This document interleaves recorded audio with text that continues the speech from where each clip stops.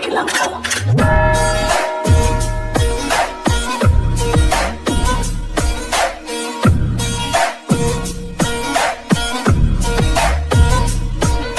Good morning friends. இன்றைக்கி நம்ம என்ன பார்க்க போகிறோம் அப்படின்னா டைம் டேபிள் அனாலிசிஸ் பார்க்க போகிறோம். அதாவது Tamil Nadu public service commission TNPS உடைய 2025 ஏஐ சிலபஸ்க்கு நம்ம டைம் டேபிள் போட்டோம் இல்லைங்களா?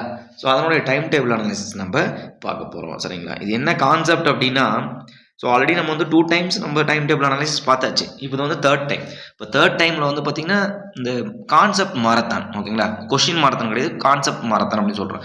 அதாவது ஒரு சப்ஜெக்ட் எடுத்துக்கிட்டு அதில் என்னென்னா கொஷின் கேட்க பாசிபிலிட்டிஸ் இருக்குது, ஓகேங்களா? இப்போ எக்ஸாம்பிள் வந்து பார்த்திங்கன்னா டிசைன் ஆஃப் ஆர்சிசி இருக்குன்னு வச்சுக்கோங்களேன். டிசைன் ஆஃப் ஆர்சிசியில் பேசிக் கொஸ்டின் என்ன, கோடு புக்கில் என்ன கொஸ்டின் கேட்க பாசிபிலிட்டிஸ் இருக்குது, லிமிட் மெத்தட்லேருந்து கொஸ்டின் கேட்க என்ன பாசிபிலிட்டிஸ் இருக்குது, ஒர்க்கிங் ஸ்ட்ரெஸ் மெத்தட். ஸோ அதுமாரி ஒவ்வொரு டாபிக் வைஸ் நம்ம டிஸ்கஸ் பண்ண போகிறோம். சரிங்களா? டேரெக்டாக அதுக்கு எந்த ஒரு நோட்ஸும் கிடையாது, டேரெக்டாக எம்டி பேஜ். ஸோ IS 456 இந்த கொஸ்டின் கேட்கலாம், அந்த pH value not less than 6 கேட்கலாம், மினிமம் PCC M20, சி ஷோ ஸ்ட்ரக்சர், RCC M30 அந்த மாதிரி கொஸ்டின்ஸ் கேட்கலாம். ஸ்ட்ரெயின் இன் கான்கிரீட், ஓகேங்களா? ஸ்ட்ரெயின் ஆக்சியல் கம்ப்ரெஷன் எவ்வளோ இருக்கும் அப்படின்னு சொல்லிட்டு பார்த்தீங்கன்னா நம்ம ஆல்ரெடி பார்த்த கொஷின்ஸ் ப்ளஸ் என்னென்ன கொஷின்ஸ்லாம் வந்து கேட்கலாம் அப்படின்றத நம்ம பார்க்க போகிறோம். சரிங்களா? Study time table assistant engineer 2025. Okay. So the building materials and construction practice வந்து பார்த்தீங்கன்னா 20 மார்க்ஸ், 20 கொஷின்ஸ் கேட்போம்னு சொல்லியிருக்காங்க, 30 மார்க்ஸ். இதில் வந்து பார்த்தீங்கன்னா நம்ம பார்ட் 1 பார்ட் 2 அப்படின்னு சொல்லிட்டு 2 பார்த்துருக்கோம். அதில் 2லேயுமே சேர்த்து வந்து பார்த்தீங்கன்னா நமக்கு 100 கொஷின்ஸ் பக்கமாக பார்த்துருக்கோம், ஓகேங்களா? ப்ளஸ் 100 கொஷின்ஸ்க்கு மேலேயே பார்த்துருக்கோம், ஓகேங்களா? இது எல்லாமே ரொம்ப ரொம்ப இம்பார்ட்டண்டான கொஸ்டின். இந்த கொஸ்டின் தவிர இனிமேல் எதுவும் கேட்க வாய்ப்பு இல்லை. சாரி, இந்த கொஸ்டின் தவிர எதுவும் கேட்க வாய்ப்பு இல்லை. இந்த கான்செப்ட் கம்பல்சரி கேட்பாங்க அப்படின்ற கொஸ்டின்ஸ் நம்ம பார்ட் 1 பார்ட் 2 வீடியோவில் போட்டிருக்கோம். மோர் தென் 100+ கொஸ்டின் நமக்கு இருக்கும். சரிங்களா? இன்ஜினியரிங் சர்வேயிங், ஓகேங்களா? இன்ஜினியரிங் சர்வேயிங் வந்து பார்த்தீங்கன்னா நமக்கு ஒரு 100+ கொஸ்டின்ஸ், அதாவது 75 கொஸ்டின்ஸ் நம்ம போட்டிருப்போம், மோர் தென் 75 கொஸ்டின்ஸ். அதில் இந்த மாதிரி கொஸ்டின்ஸ் தான் கேட்டிருப்பாங்க அப்படின்னு சொல்லிட்டு நம்ம ஒரு சில டாப்பிக்கில் நம்ம சொல்லியிருப்போம். எக்ஸாம்பிள் வந்து பார்த்தீங்கன்னா least count of levelling staff அப்படின்னா நம்ம 5M. இதே மாதிரி least count of prismatic compass என்ன, தியோட்லைட் என்ன, டோட்டலைசேஷன் என்ன அப்படின்னு சொல்லிட்டு நம்ம எல்லாமே வந்து பார்த்தீங்கன்னா வீடியோவில் எக்ஸ்பிளைன் பண்ணியிருக்கோம். அதையும் பாருங்கள், ரொம்ப ரொம்ப முக்கியமான ஒரு கொஸ்டின். சரிங்களா? Yes. Next, engineering mechanics and strength of materials. Engineering mechanics and strength of materials நமக்கு வந்து பார்த்தீங்கன்னா 100, ஓகேங்களா? 120 கொஸ்டின்ஸ் பக்கமாக நம்ம போட்டிருப்போம். சரிங்களா? 120 கொஸ்டின், 120+ கொஸ்டின் போட்டிருப்போம். டிஸ்கஷனாக நம்ம நிறையா பண்ணியிருப்போம். சரிங்களா? அந்த டிஸ்கஷன் கொஸ்டின் மட்டும் தனியாக நம்ம எடுத்து எழுதணும் அப்படின்னா இதில் ஒரு 200 கொஸ்டின் வந்துடும். இதில் engineering mechanics and strength of materials மட்டும். இதில் வந்து 30 மார்க் கேட்பான்னு சொல்லியிருக்காங்க. சரிங்களா? சர்வேங்கில் 22.5, ஓகேங்களா? இது எல்லாமே நம்ம வந்து பார்ட் 1 பார்ட் 2, அதாவது இனிஷியலாக நம்ம டைம் லைனில் முடிக்கலனாலும், அதாவது 7/6 12/6 நம்ம முடிக்கலனாலும் ஃபைனலாக அல்டிமேட்டாக நம்ம பார்க்கும்போது அந்த ப்ராஜெக்ட் நமக்கு எப்போ கம்ப்ளீட் ஆகிடுச்சு, முன்னாடியே நம்மளுக்கு கம்ப்ளீட் ஆகிடுச்சு. ஆக்சுவலாக நீங்கள் டேட் வந்து நமக்கு என்னது 5, இன்றைக்கி வந்து 8ங்களா?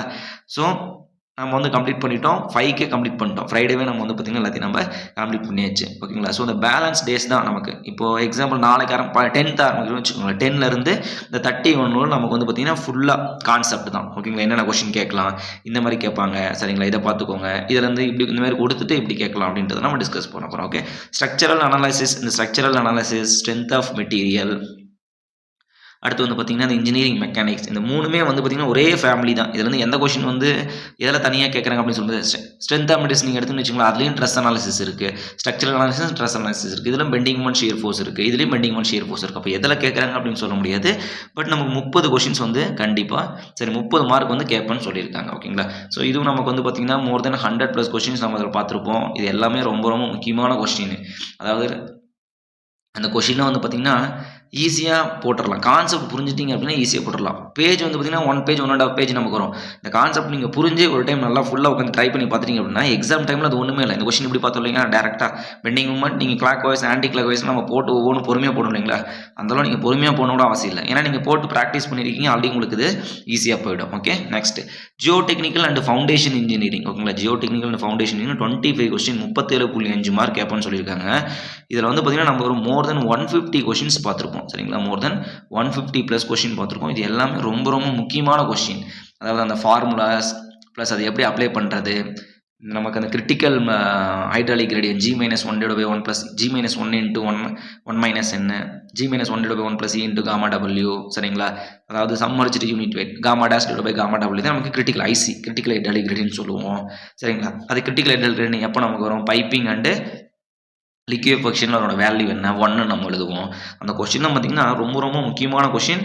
எல்லா பார்ட் 1லையும் சரி, பார்ட் 2லும் சரி கம்பல்சரி 2, 3 கொஸ்டின் நம்ம சால்வ் பண்ணியிருப்போம். எந்த மாதிரி மெத்தடில் கேட்கலாம், அந்த ஃபார்முலா எப்படி கேட்கலாம் அப்படின்றத நம்ம போட்டிருப்போம். கண்டிப்பாக பாருங்கள். Okay, yes. Next, so environmental engineering and pollution control இந்த சப்ஜெக்ட் வந்து பார்த்தீங்கன்னா நம்ம இது ஃபுல்லாகவே நம்ம சப்ஜெக்ட்டும் முடிச்சிட்டோம். ஓகேங்களா, இதில் என்னென்ன கொஸ்டின் கேட்பாங்கன்னு டிஸ்கஸ் பண்ணிட்டோம். அது முடிச்சதுக்கு அப்புறம் தான் நம்ம இந்த கொஸ்டின் சால்வ் பண்ண ஆரம்பித்தோம். ஸோ அதில் வந்து பார்த்தீங்கன்னா என்னென்ன கொஸ்டின் நம்ம ஆல்ரெடி நம்ம படித்த கொஸ்டின் மட்டும் தான் நமக்கு இருக்கும். எக்ஸ்ட்ரா கொஸ்டின் ஒரு கொஸ்டின் வந்திருக்க வாய்ப்பே கிடையாது. சரிங்களா, ஸோ அதில் 22.5 மார்க் கேட்போம். 22.5ன்றது ரொம்ப கம்மி.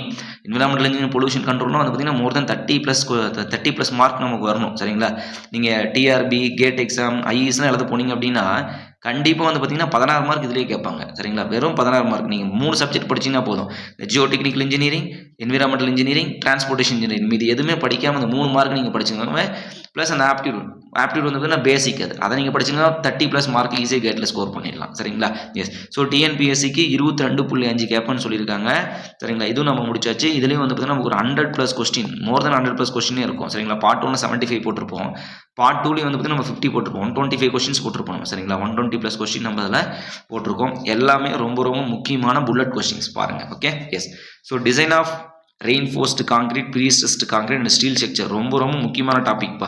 நம்ம சிவில் அப்படின்னாவே இது 3 தான், வேறு எதுவும் நமக்கு தேவையே கிடையாது. பேசிக் ஃபவுண்டேஷன் அப்படின்னா நமக்கு வந்து ஃபஸ்ட்டு ஸ்ட்ரென்த் ஆஃப் மெட்டீரியல்ஸ், அடுத்து வந்து பார்த்தீங்கன்னா design of RCC, prestressed concrete, steel structure. இது 3 நமக்கு தெரிஞ்சதுனாவே போதும் சிவில். சரிங்களா, இந்த 3 நமக்கு தெரிஞ்சப்போ சிவில் ஃபுல்லாகவே முடிஞ்சிருச்சு. 45 மார்க் கேட்போன்னு சொல்லியிருக்காங்க.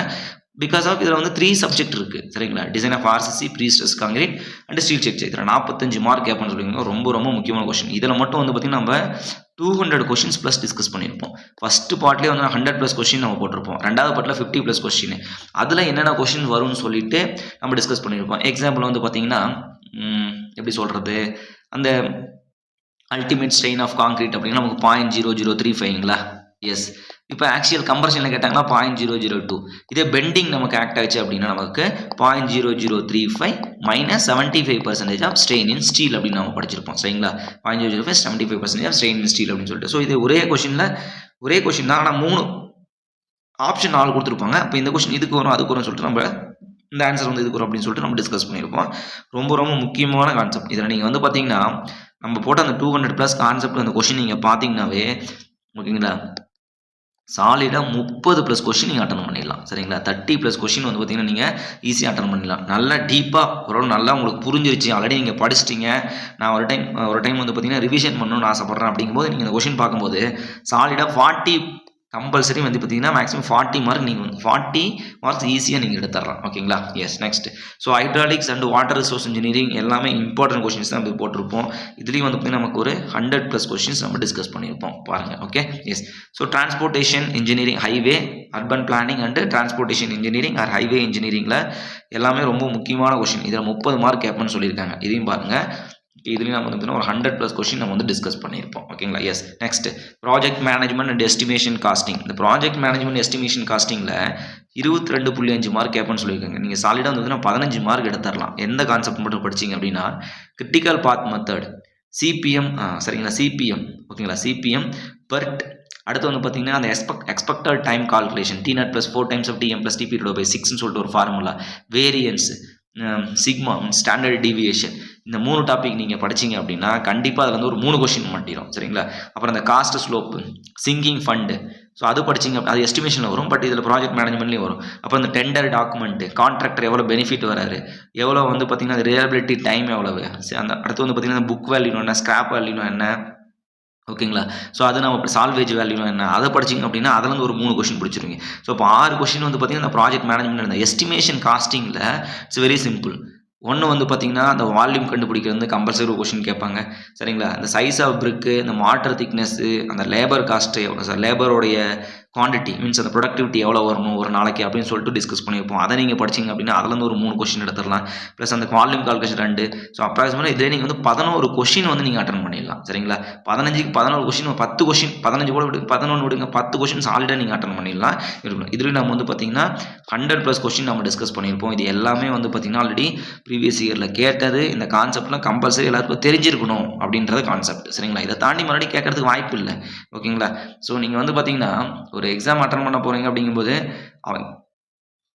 லாஸ்ட் 5 இயர் கொஷின் பேப்பர் நீங்கள் அனலைஸ் பண்ணணும் ஃபஸ்ட்டு கான்செப்ட் படித்து முடிச்சுட்டு நீங்கள் வந்து பார்த்தீங்கன்னா ஹை லெவலில் படிச்சிருக்கலாம் ஓகேங்களா கேட்டுக்கு படிச்சிருந்துருக்கலாம் ப்ளஸ் ஐஏஎஸ் படிச்சிருந்துருக்கலாம் சரிங்களா ப்ளஸ் டிஆர்பிக்கு படிச்சிருந்துருக்கலாம் சரிங்களா நீங்கள் எல்லாமே வந்து பார்த்தீங்கன்னா இது எல்லாமே வந்து பார்த்தீங்கன்னா ஃபஸ்ட் இருக்கிற டஃப்பான சிலபஸ் கேட்டு ரெண்டாவது வந்து பார்த்தீங்கன்னா ஐஏஎஸ் மூணாவது வந்து பார்த்தீங்கன்னா இப்போ இந்த டிஆர்பி இப்போ இந்த மூணு நீங்கள் படிக்கும்போது ரொம்ப டஃப்பான சிலபஸ் இந்த ஏஇ அப்படிங்கும்போது சிலபஸ் வந்து ஒரு மாடரேட்டான சிலபஸ் இது சரிங்களா சிலபஸ் சேம் தான் அதில் கொஷின் லெவல் வந்து ஒரு மாடரேட்டானது இப்போ நீங்கள் என்ன பண்ணணும் அப்படின்னா இதெல்லாம் நான் படிச்சுட்டேன் எனக்கு எல்லாம் தெரிஞ்சிடும் அதில் இருக்கிறது எல்லாம் என்னென்னா எனக்கு என்ன தெரிஞ்சிடும் அப்படின்றது உங்களுக்கு ஒரு கான்ஃபிடென்ட் இருக்கும் சரிங்களா அப்படி இருந்தும் நீங்கள் என்ன பண்ணணும் அப்படின்னா லாஸ்ட் 5 இயர் கொஷின் பேப்பரை நம்ம பார்க்கணும் லாஸ்ட்டு 5 இயர்ஸ் ஓகேங்களா சில பேர் 10 இயர்ஸ் பார்க்கணும்னு சொல்லுவாங்க 10 இயர்ஸ் ரொம்ப ஓல்டாக இருக்கும் சரிங்களா 10 இயர்ஸ் இருந்தால் பாருங்கள் இல்லை லாஸ்ட் 5 இயர்ஸ் பார்த்தீங்கன்னா அது என்னென்ன கேட்குறாங்க ஓகேங்களா லாஸ்ட் 5 இயர்ஸ் பார்த்தீங்கன்னா என்னென்ன கான்செப்ட் கேட்குறாங்க அதாவது இந்த மாதிரி எந்த மாதிரி கொஷின் லெவல் கேட்குறாங்க சரிங்களா டேரெக்டாக ஃபார்முலா மட்டும் கேட்குறாங்களா இல்லை அப்ளிகேஷன் வந்து அப்ளை பண்ணி கேட்குறாங்களா சிம்பிளிஃபிகேஷன் பண்ணி சொல்லி கேட்குறாங்களா அப்படின்றது நீங்கள்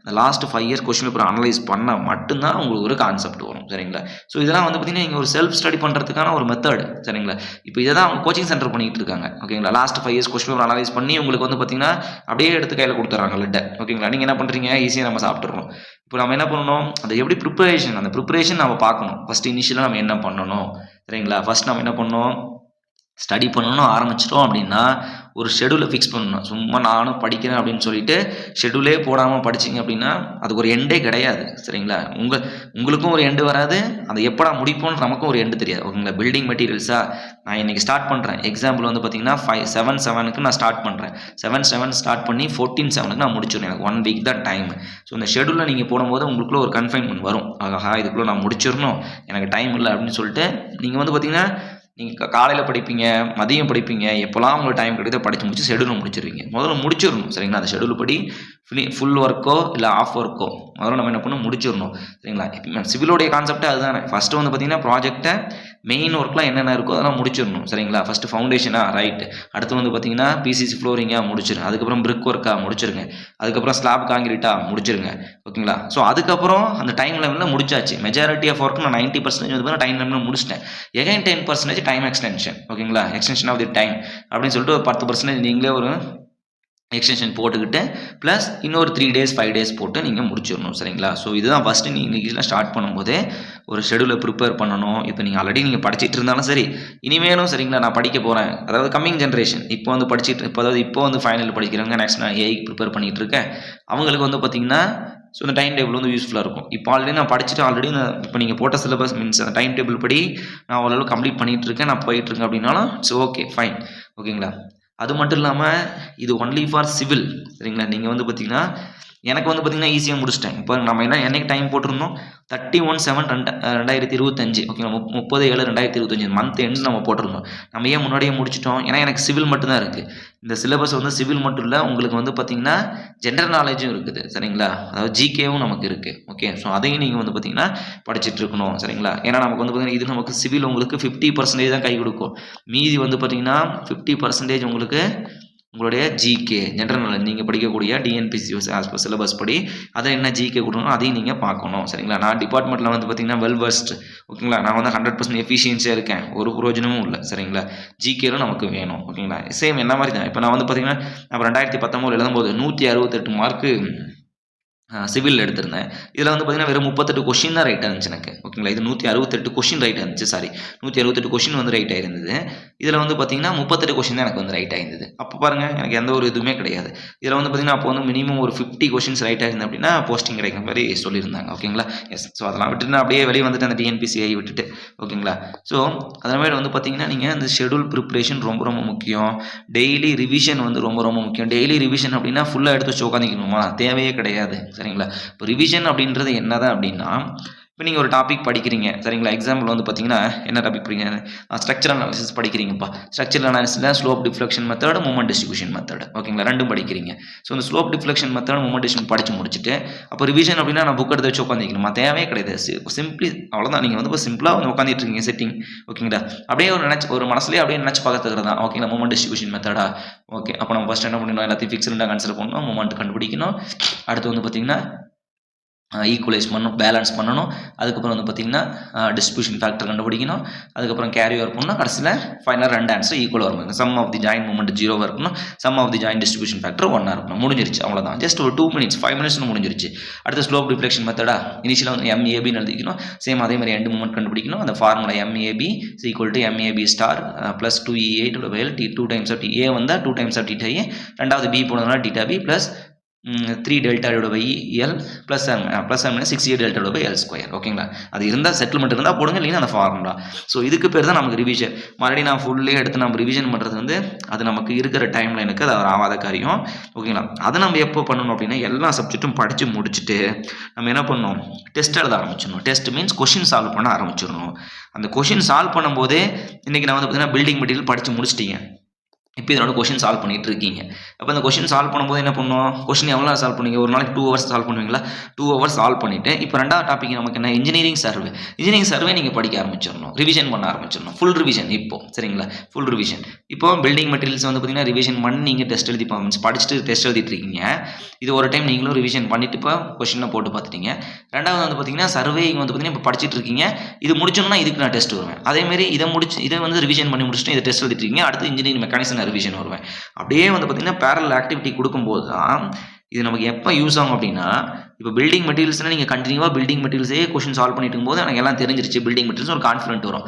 கடைசியில் வந்து பார்த்தீங்கன்னா அந்த ப்ராஜெக்ட் மேனேஜ்மெண்ட் அண்ட் எஸ்டிமேஷன் படிக்கும்போது இப்போ பில்டிங் மெட்டீரியல் கொஸ்டின் எடுத்திங்கன்னா என்னப்பா இது புதுசாக பார்க்குற மாதிரி ஒரு ஃபீலிங் இருக்கும் அப்படின்னா, அதுக்கு தான் என்ன பண்ணணும், ஒரு சப்ஜெக்ட் டெஸ்ட் எழுதும் போது இன்னொரு சப்ஜெக்ட் படிக்கணும். டெஸ்ட் எழுதுங்க, இது அடுத்த சப்ஜெக்ட் படிங்க, டெஸ்ட் எழுதுங்க, அடுத்த சப்ஜெக்ட் படிங்க, டெஸ்ட் எழுதுங்க, அடுத்த சப்ஜெக்ட் படிங்க. அப்படிங்கும்போது எல்லாம் ஒரு கொலபரேஷன் ஆகி அப்படியே ஃபுல்லாக என்ன இருக்கும், கண்டிப்பாக நீங்கள் படித்தது உள்ளே இருக்கும், அது எங்கேயும் போகவே போகாது. மறுபடியும் நீங்கள் வந்து ஓவரால் கொஸ்டின் பேப்பர் சால்வ் பண்ணுறீங்க அப்படிங்கும்போது உங்களுக்கு என்ன வரும், எல்லாம் கண்ணு முன்னாடி வந்து நிற்கும். இதுதான் வந்து பார்த்திங்கன்னா நம்மளுக்கு தெரியாமையே நமக்கு கிடைக்கக்கூடிய ஒரு பெனிஃபிட் அதுதான், சரிங்களா? ஸோ நீங்கள் வந்து நம்மளுக்கு ஒரு பயம் இருக்கும், ஐயோ இத்தனை படித்தவன் ஒன்றுமே ஞாபகம் இல்லையே, என்ன பண்ணுறது அப்படின்னு நமக்கு ஒரு பயம் கண்டிப்பாக இருக்கும், சரிங்களா? திடீர்னு ஒரு ஃபார்முலா கேட்குறீங்க, அதாவது ஃபைனஸ் ஸ்மாலஸ்ட் கொஸ்டின் வச்சுக்குவோம். இப்போ percentage of fine aggregate to the proportion of the அக்ரிகேட்னு கேட்டீங்க. இப்போ percentage of fine aggregate to proportion அக்ரிகேட்னு கேட்குறீங்க. இப்போ நான் என்ன பண்ணுறது, மேலே fine aggregate to coarse aggregate ratio வருமா, இல்லை fine aggregate to difference of the 2 aggregate ratio வருமா அப்படின்ட்டு. அப்போ ப்ரொபோர்ஷன் அப்படின்னாவே நமக்கு fine aggregate to difference of 2 aggregate அப்படின்ற கான்செப்ட் நீங்கள் படிச்சிருப்பீங்க ஆல்ரெடி, அவ்வளோதான், முடிஞ்சிருச்சு. அப்போது percentage of fine aggregate to course அக்ரிகேட்னு கேட்டால் மட்டும்தான் ஃபைன் அக்ரிகேட்டும் கோர்ஸ் அக்ரிகேட்டும் ரேஷியோ எடுக்கணும். அப்போ நீங்கள் என்ன பண்ணணும், கொஷின் சால்வ் பண்ணணும். அதை நீங்கள் கொஷின் சால்வ் பண்ணும்போதே இதே மாதிரி இன்னொரு கொஷின் என்ன இருக்குது அப்படின்றத நீங்கள் படிச்சுக்கணும், சரிங்களா? அது ரொம்ப முக்கியம். அப்போ தான் என்ன பண்ணணும், அந்த என்னைக்கு உங்களுக்கு அந்த டவுட்டுன்னு ஒன்று வருதோ, அந்த டவுட் வர இடத்துல நீங்கள் என்ன பண்ணணும், உங்களை உடனே கிளாரிஃபை பண்ணிக்கணும், சரிங்களா? நீங்கள் உட்காந்து எழுதிட்டு இருக்கீங்க, கொஷின் போட்டு பார்க்குறீங்க, உங்கள் நோட்ஸ் வந்து பார்த்தீங்கன்னா கொஞ்சம் நீங்கள் ஒரு ரூமில் உட்காந்து டெஸ்ட் எழுதிட்டு இருக்கீங்க, உங்கள் நோட்ஸ் வந்து பார்த்தீங்கன்னா இன்னொரு ரூம் பக்கத்தில் இருக்குது. உடனே என்ன பண்ணணும், அந்த டவுட் வந்துச்சுன்னா உடனே எடுத்துகிட்டு போய் கிளாரிஃபை பண்ணணும். அப்போ கிளாரிஃபை பண்ணால் மட்டும்தான் உங்களுக்கு அது ஞாபகம் இருக்கும். ஓகே, இதை நான் முடிச்சுட்டு பார்த்துக்கிறேன் அப்படின்னு நீங்கள் பண்ணிங்கன்னா அவ்வளோதான், அதை நீங்கள் விட்டுருவீங்க, மறந்துடுவீங்க. ஓகேங்களா? ஸோ அதே கொஸ்டின் நாளைக்கு வந்து உங்கள் கண்ணு முன்னாடியே நிற்கும். Okay, yes. ஸோ அதனால் எந்த டவுட் வந்தாலும் உடனே பார்த்துருங்க. Okay, S. நெக்ஸ்ட்டு ஸோ இதுவரையிலும் வந்து பார்த்திங்கன்னா நம்ம இந்த பார்ட் 1 பார்ட் 2ல் வந்து பார்த்திங்கன்னா நம்ம போட்ட கொஷின் வந்து பார்த்திங்கன்னா இது வந்து 1500+ கொஷின் நம்ம போட்டிருப்போம், சரிங்களா? 1500. இது எல்லாமே வந்து பார்த்திங்கன்னா புல்லட் கொஸ்டின், இம்பார்ட்டன்ட் கொஷின், அடிக்கடி கேட்ட கொஷின். இந்த கான்செப்டை தவிர சிவிலில் வேறு எதுவும் இல்லைப்பா, இதுதான் கண்டிப்பாக கேட்பாங்க. கொஷினோடைய நியூமெரிக்கல் வேல்யூ மாறுமே தவிர கான்செப்ட் மாறாது. இது எல்லாமே ரொம்ப ரொம்ப முக்கியமான கொஸ்டின். ஓகேங்களா? எஸ். ஸோ இது முடிச்சுட்டு நெக்ஸ்ட் வந்து பார்த்திங்கன்னா இப்போது இந்த கான்செப்ட் மாரத்தான். இந்த கான்செப்ட் மாரத்தான் அப்படின்ற கான்செப்ட் எனக்கு என்னன்னு தெரில. பட் நான் என்ன பண்ணுவேன் அப்படின்னா, ஒரு எம்டி பேஜ் எடுத்துக்குவேன், சிலபஸ் எடுத்துகிட்டு ஓகே ஃபஸ்ட்டுங்களா இன்ஜினியரிங் மெக்கானிக்ஸா, பில்டிங் மெட்டீரியல்ஸ் ஃபஸ்ட்டு. அப்போ சிமெண்ட்னா என்ன நமக்கு, அப்போ சிமெண்ட் வந்து பார்த்திங்கன்னா என்னென்ன அதில் வந்து மிக்சிங் இருக்குது, ஓகே, என்னென்னக்கா ப்ரொப்போர்ஷன் இருக்குது, lime, silica, alumina, iron oxide, soda and potash, ஓகேங்களா? சோடா அண்ட் பொட்டாஸ் அப்படின்னு சொல்லுவோம். அப்போ அதில் Bogue's compounds, alite, belite, celite, felite, calcium, tri calcium silicate, di calcium silicate, tri calcium aluminate, tetra calcium aluminoferrite, இது எவ்வளோ percentage இருக்கும், இந்த மாதிரி கொஸ்டின்லாம் கேட்பாங்க. அப்படின்றது நம்ம ஒரு ஓவரால் டிஸ்கஷன் அப்படின்றது நம்ம பண்ணுவோம். அதில் இம்பார்ட்டன்ட் கொஸ்டின் என்ன அப்படின்றது இதெல்லாம் நம்ம ஆல்ரெடி பார்த்துருக்கோம் அப்படின்றது நம்ம சொல்லிடலாம். ஓகேங்களா? Yes. Okay friends. So next வந்து பார்த்தீங்கன்னா ஸோ எக்ஸாம் வந்து பார்த்தீங்கன்னா உங்களுக்கு 4/8/2025 வந்து ஸ்டார்ட் ஆகுது அப்படின்னு சொல்லியிருக்காங்க. பேலன்ஸ் டேஸ் வந்து பார்த்தீங்கன்னா எத்தனை நமக்கு இருக்குது? பேலன்ஸ் டேஸ் வந்து பார்த்தீங்கன்னா 4 டேஸ் நமக்கு இருக்குது. ஓகேங்களா, அந்த 3/7/2025 நம்ம முடிச்சுட்டு இந்த மாரத்தான் முடிச்சுட்டு அதுக்குள்ளே லாஸ்ட் 4 டேஸ் நான் சொன்ன மாதிரி உங்களுக்கு ஃபுல் டெஸ்ட். எத்தனை ஃபுல் டெஸ்ட் எழுதுறீங்க? 3 ஃபுல் டெஸ்ட் எழுதுங்க. நான் கொஸ்டின் பேப்பர் உங்களுக்கு நான் வந்து கொடுத்துருவேன். சரிங்களா? எஸ். ஸோ அதை நம்ம குரூப்பில் வந்து ஷேர் பண்ணிவிடுவோம். கொஸ்டின் பேப்பர் நீங்கள் வந்து பார்த்தீங்கன்னா செல்ஃபாக டெஸ்ட் எழுதி பாருங்கள். ஓகேங்களா, ட்ரை பண்ணி வந்து பார்த்தீங்கன்னா அதாவது அந்த அந்த ஹவர்ஸ் உட்காரத்துக்கு ட்ரை பண்ணுங்கள். சரிங்களா, அதாவது இப்போ 3 ஹவர்ஸ் எக்ஸாம் வருது அப்படின்னா 3 ஹவர்ஸ் நீங்கள் 2 ஹவர்ஸில் முடிச்சிட்டா ஓகே ஃபைன், நோ ப்ராப்ளம்.